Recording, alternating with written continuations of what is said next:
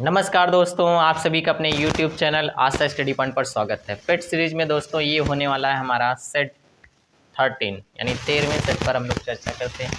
पिछले सेशंस अगर आपने नहीं देखे हैं तो आपको सारे के सारे प्लेलिस्ट में मिल जाएंगे। आप एक एक करके सेशंस देखें क्योंकि हर सेशन में कुछ ना कुछ आपको नया मिलेगा।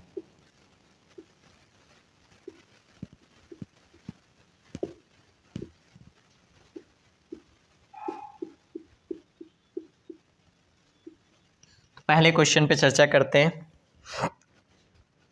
प्रश्न में कहा गया यदि P प्रदर्शित करता है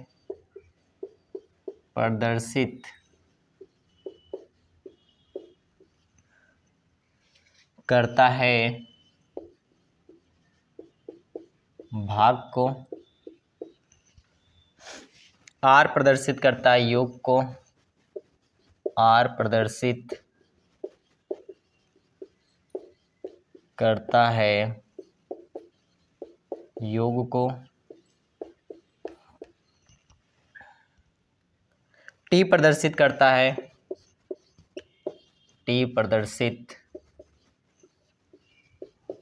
है घटाना को,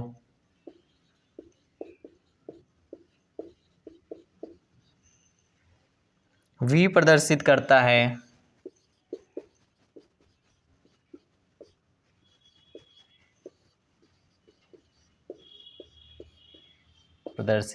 है गुणा को। तो हमें दिया गया है 12B 4R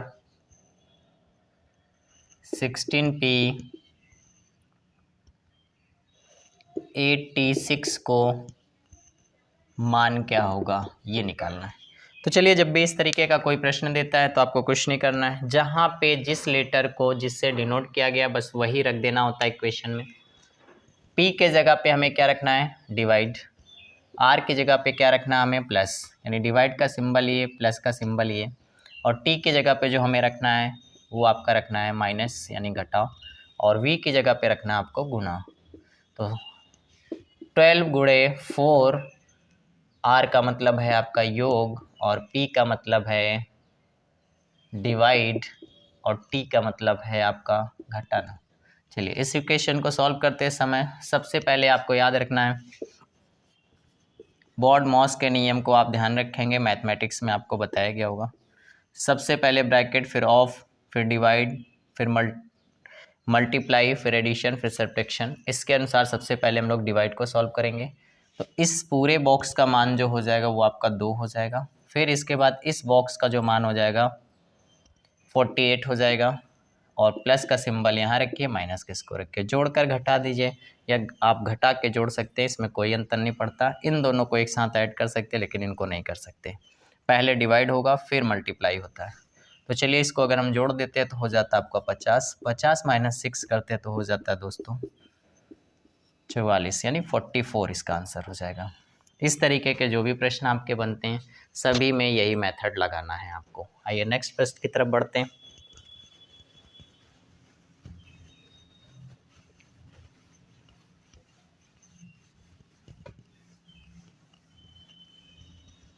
नेक्स्ट प्रश्न में आपसे कहा गया है, कथन है, इसके बाद उसमें आपका तर्क है, आर्गुमेंट है। कथन क्या है इसके बारे में चर्चा कर लेते हैं। कहा गया क्या भारत में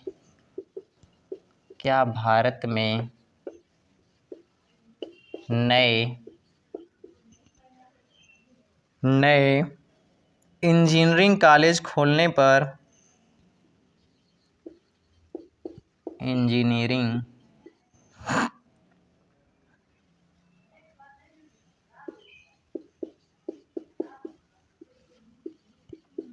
कॉलेज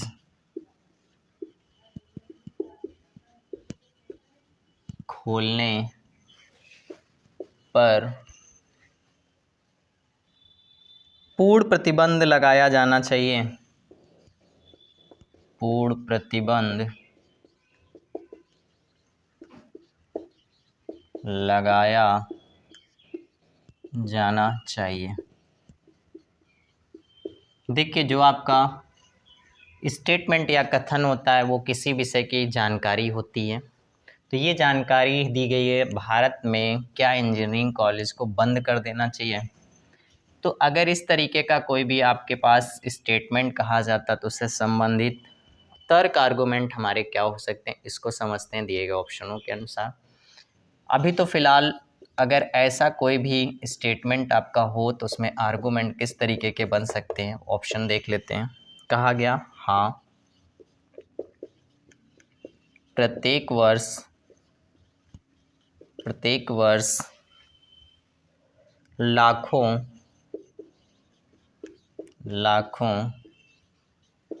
इंजीनियर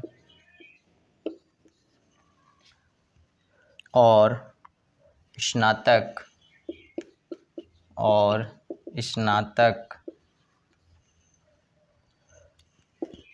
नौकरी नहीं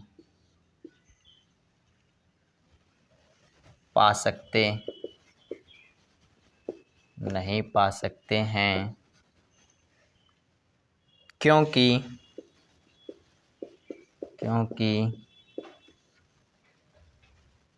मांग आपूर्ति से बहुत कम है।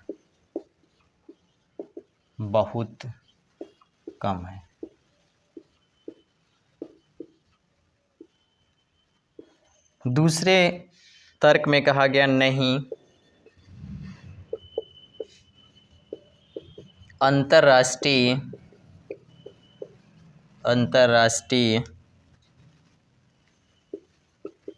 कार्यक्षेत्र में सतत बढ़ रही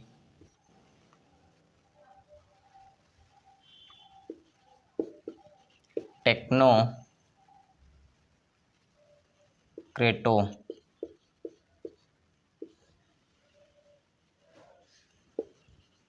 की मांग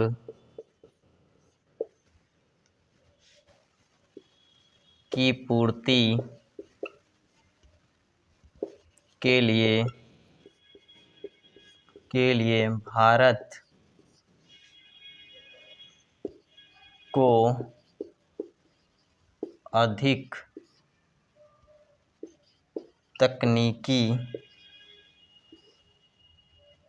अर्हता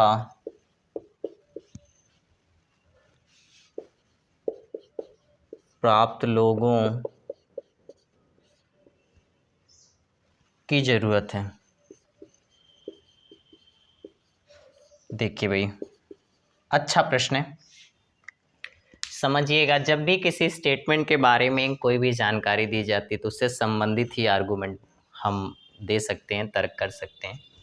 कहा गया, क्या भारत में नए इंजीनियरिंग कॉलेज खोलने पर पूर्ण प्रतिबंध लगा देना चाहिए? ऐसा नहीं होता है। अगर किसी भी संस्था है या कोई भी इस तरीके का कार्य है जिसमें अगर नेगेटिविटी कोई आ रही है, उसका स्कोप कम हो रहा है, तो उसमें सुधार की आवश्यकता होती है, उसको बंद करने का कोई रास्ता नहीं होता है। क्यों? क्योंकि समाज में अगर उस चीज़ का लगातार डिमांड है, मांग है और उसका लेवल बढ़ रहा है तो हमें अपनी टेक्नोलॉजी को इम्प्रूव करना चाहिए। यहाँ पे जो पहली वाली बात कही गई है, तर्क वाली, हाँ, प्रत्येक वर्ष लाखों इंजीनियर और स्नातक नौकरी नहीं पा सकते क्योंकि मांग पूर्ति से बहुत कम है, ऐसी कोई बात नहीं कही गई है वहाँ पे। और दूसरी बात क्या है, आपके जो अच्छे इंजीनियर्स होंगे या अच्छे पढ़े लिखे होंगे उनके लिए डिमांड हमेशा बनी रहेगी। तो ये वाला तर्क जो है हमारा ऊपर वाले कहे गए स्टेटमेंट को बिलोंग नहीं करता, यानी ये हम कुछ भी नहीं कह सकते, ये आर्गूमेंट नहीं होता है। लाखों इंजीनियर और स्नातक जो भी अच्छे पढ़े लिखे रहेंगे वो सभी कहीं ना कहीं रोज़गार कुछ ना कुछ करेंगे। ज़रूरी नहीं है कि सरकारी रोज़गार ही मिले, अपना भी तो इंसान बिजनेस कर सकता है, रोज़गार कर सकता है, लेकिन योग्य तभी होगा जब उसके पास डिग्री होगी। और जब डिग्री ही नहीं होगी तो फिर वो कैसे कर सकता है कार्य।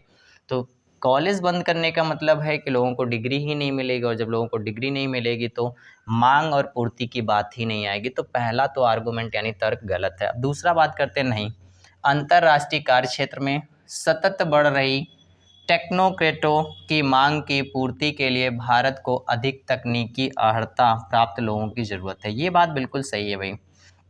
देखिए, कभी भी किसी भी व्यक्ति की अगर योग्यता है तो कहीं ना कहीं वो किसी न किसी लाभ पर एक अच्छे कार्य को बढ़ावा दे सकता है। तो ये आर्गुमेंट आपका सही होगा। तो इसमें केवल दूसरा वाला आपका सही होगा, यानी दूसरा आपका दिए गए स्टेटमेंट के अनुसार तर्क सही होगा। आइए नेक्स्ट क्वेश्चन पे चर्चा करते हैं। तो ये प्रश्न बहुत ही लॉजिकल होते हैं, इनके लिए आपको बहुत अच्छे से स्टेटमेंट को समझना है और उसके बाद आपको इसके आर्गुमेंट को निकालना होगा। इसका विशेष ध्यान दीजिएगा कि जब भी इस तरीके का प्रश्न बनता है तो उसमें क्या करना है आपको। उसमें पूर्ण धारणा पूछी गई है कि तर्क पूछा गया है कि निष्कर्ष निकालना है, तो क्या कार्रवाइयाँ, इस तरीके के प्रश्न बनते हैं। इनके सबके अपने अलग अलग विचार होते हैं, तो उनको बहुत अच्छे से चैप्टर में जब हम लोग पढ़ेंगे तो बताएंगे आपको किस तरीके से कौन सा तर्क हमारा प्रबल होता है, कौन सा तर्क हमारा प्रबल नहीं होता है। तो ये सब चीज़ें सीख जाएंगे। अभी फ़िलहाल आप लोग क्वेश्चन वाइज समझिए। चलिए नेक्स्ट प्रश्न पर चर्चा करते हैं। कहा गया आपसे विषम संख्या का चयन करें, यानी दिए गए विकल्पों में क्या करना आपको, विषम संख्या का चयन करें। जो ऑप्शंस हैं कुछ आपके इस तरीके से हैं।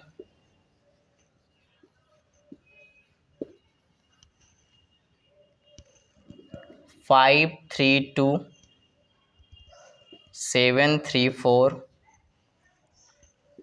8 5 3 और 7 5 1। देखिए, जब भी इस तरीके का कोई नंबर आपके पास आ जाता है तो सबसे पहले हम लोग देखते हैं क्या स्क्वायर है, क्यूब है, भाज्यता का नियम लगता है कि नहीं लगता है। तो इस तरीके के प्रश्नों में हम ध्यान देते हैं कि करना क्या होता है। तो चलिए, इसमें कभी कभी जैसे ये नंबर एक साथ में लिखे रहते हैं, कभी कभी इसमें क्या करता है, एक हाइफन जैसा आपको लगा देता है। तो प्रश्न को दोनों को ध्यान रखिएगा। अब देखिए, यहाँ पे अगर हम इन दोनों को बात करें तो 3 + 2 मिलाकर कितना हो रहा है, 5। यहाँ पे देखिए, अगर 3 + 4 मिलाकर कितना हो रहा है आपका, 7। और यहाँ पे 5 + 3 मिलाकर कितना हो रहा है, 8। और 5 + 1 मिलाकर कितना हो रहा है आपका, 6। जबकि यहाँ पे क्या दिया हुआ, 7। इसका मतलब फोर्थ वाला ऑप्शन आपका अलग है। मैं इस तरीके के सारे प्रश्नों को लगातार डिस्कस करा रहा हूँ, क्योंकि जब भी यहाँ से कोई प्रश्न बनता है तो आपको करके आना है, तरीके को समझना है। ठीक है, आइए नेक्स्ट प्रश्न की तरफ बढ़ते हैं।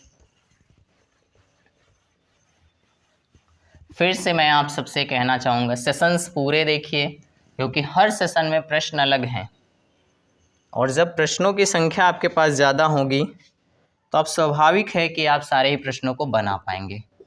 कहा गया यदि 0 जो प्रेजेंटेशन करता है वो ए को, और 1 जो है वो बी को, 2 जो है वो सी को, 3 जो है डी को, और 9 जो है वो जे को।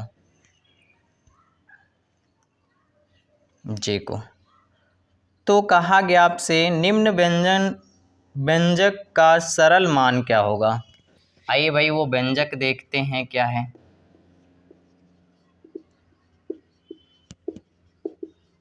हर बार प्रश्न कुछ ना कुछ आपको नया देखने को मिल रहा है। कहा गया ए है, बी है, सी, और यहाँ पे दिया गया डी, यहाँ पे दिया गया ई, और यहाँ पे आपसे पूछा गया इसका मान क्या होगा, क्वेश्चन मार्क है। ऑप्शंस भी देख लीजिएगा, क्योंकि ऑप्शन भी बहुत ज़रूरी हो जाते हैं ऐसे प्रश्नों के लिए। फिलहाल इसमें कोई ऑप्शन नहीं भी होगा तब भी आप आंसर बना पाएंगे, क्योंकि कैलकुलेशन बेस्ड क्वेश्चन होता है, तो इसमें क्या है कि ऑप्शन नहीं ज़रूरत पड़ती है। आइए, ये 4 ऑप्शंस दिए। जब भी इस तरीके का कोई प्रश्न देता है तो सबसे पहले देखा करिए कि इनका लेटर से क्या संबंध है। आप अगर देखें, ए की कोडिंग 1 होती है, लेकिन वहाँ पे क्या 0 को रखा गया। बी की 2 होती है वहाँ पे 1, सी की 3 होती है वहाँ 2, डी का 4 होता तो वहाँ 3, यानी कोडिंग से एक कम करके रखा गया। ऐसे कंटिन्यूअस सारे ही लेटरों का प्रयोग किया गया। तो जब यहाँ पे इस तरीके से हमारे पास कोई भी दिया होता है तो देखिए यहाँ पे ए के जगह पे 0 हो जाएगा, बी की जगह पे आपका 1 हो जाएगा, सी की जगह पे 2 हो जाएगा और यहाँ पे प्लस हो जाएगा, डी की जगह पे आपका 3 हो जाएगा और ई के जगह पे 1 कम यानी 5 होता तो इसका हो जाएगा 4। अब इनको ऐड कर देना है क्योंकि यहाँ प्लस का सिंबल लिखा हुआ है। चलिए अब जोड़ेंगे तो यहाँ पे हो जाएगा 6, यहाँ पे जोड़ेंगे तो 4, यहाँ पे हो जाएगा 0। देखिए क्या ऑप्शन में कोई है?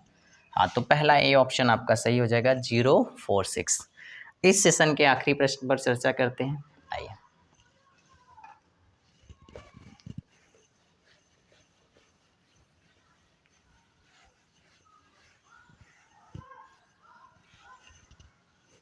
प्रश्न है आपका कथन और निष्कर्ष से।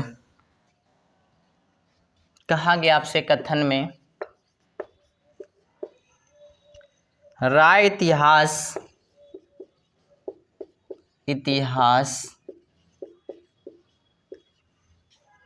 और राजनीति विज्ञान पढ़ता है, विज्ञान पढ़ता है।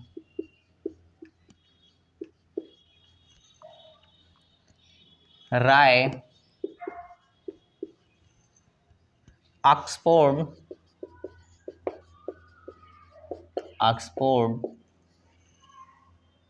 यूनिवर्सिटी में पढ़ता है, यूनिवर्सिटी में पढ़ता है।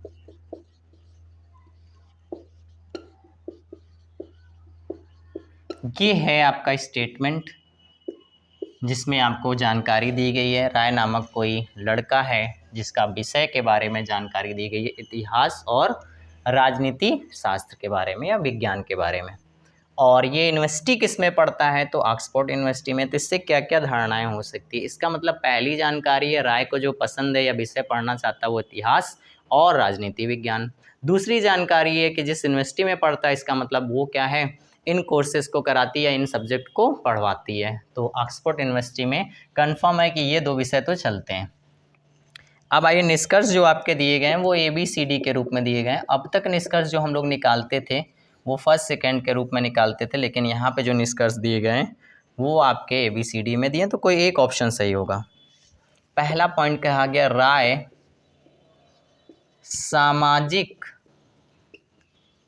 सामाजिक विज्ञान पढ़ता है। भाई ये बात तो कंफर्म नहीं हो सकती है। क्यों? क्योंकि हमें जो जानकारी दी गई उसमें सामाजिक विज्ञान का जिक्र नहीं किया गया, तो पहला ऑप्शन गलत। राय इतिहास नहीं पढ़ता है, राय इतिहास नहीं पढ़ता है, ये भी गलत है। देखिए राय तो इतिहास पढ़ता है ना, साफ साफ कहा गया, तो ये भी गलत हो जाएगा। फिर इसके बाद कहा गया आपका राय राजनीति विज्ञान नहीं पढ़ता, भाई ये भी गलत है। राय राजनीति विज्ञान नहीं पढ़ता है, ये भी पॉइंट गलत है। इसका मतलब है क्या कि चौथा वाला ऑप्शन आपका सही होगा। चौथा देखते हैं क्या है। राय ऑक्सफोर्ड